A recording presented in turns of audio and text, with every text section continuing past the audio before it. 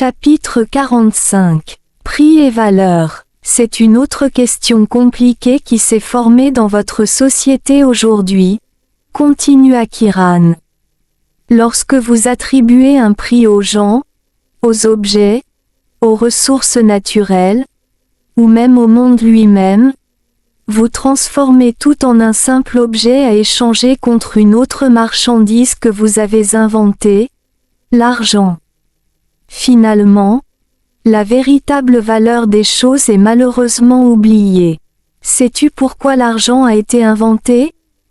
Il se tourna et me demanda. Eh bien, je pense que c'est parce que les gens avaient besoin d'un système d'échange standardisé, dis-je, plus par supposition que par certitude. Ce n'est que la conséquence, mais la véritable raison pour laquelle ce système a été établi est la peur, qui est ensuite exploitée par les institutions que vous appelez banques, répondit Kiran. Alors, quel est le rapport entre l'argent et la peur? Demandai-je. Tout, l'argent est la principale cause de la peur, répondit-il sèchement. Dans le passé, vous n'aviez pas de système monétaire. Cependant, vous aviez déjà un modèle de pensée sur la valorisation.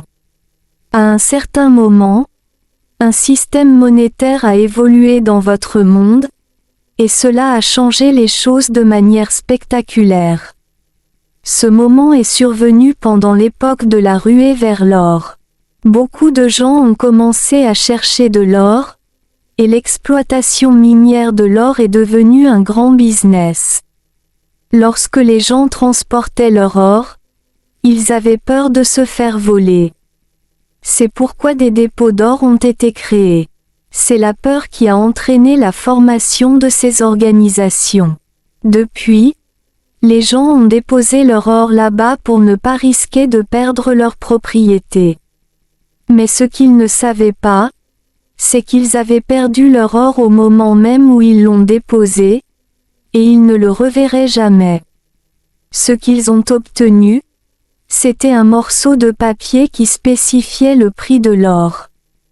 Plus tard, ce genre de papier a évolué en un nouveau système de valorisation utilisant de petits morceaux de papier que vous appelez « billets de banque », expliqua Kiran.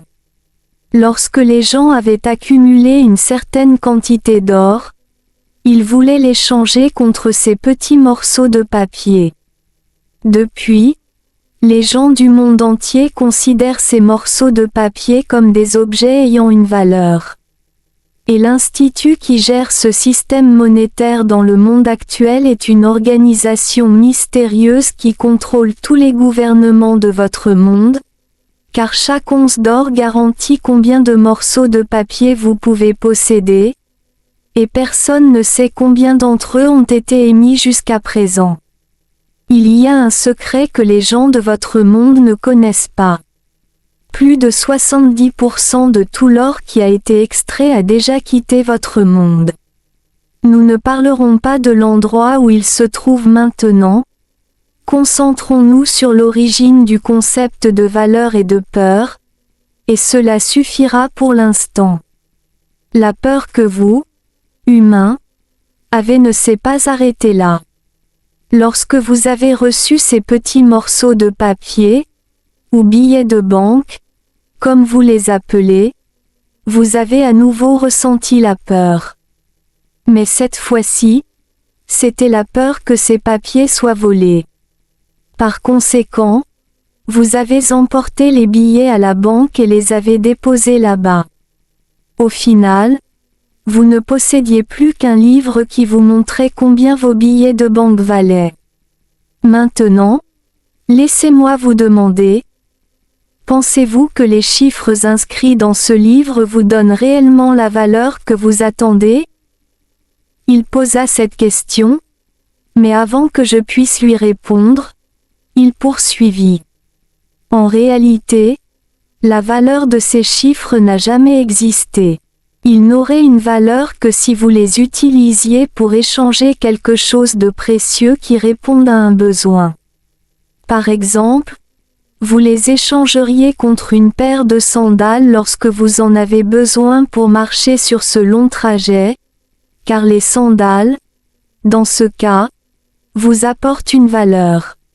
De plus, il n'y a pas de valeur standard pour quoi que ce soit. Supposons que vous ayez 1 million de bahts et que vous traversiez un désert aride. À mi-chemin, vos chaussures se déchirent et vous ne pouvez plus les porter. Maintenant, vous devez marcher pieds nus sur le sable extrêmement chaud. Et si quelqu'un apparaissait avec une paire de chaussures et vous les offrait pour 1 million de bahts? Les achèteriez-vous? Je savais que c'était une question rhétorique, alors je ne répondis pas, et Kiran continua. Si vous ne les achetez pas, vous risquez de ne pas pouvoir traverser le désert et de mourir. Ainsi, la valeur des choses n'est pas standardisée. N'êtes-vous pas d'accord?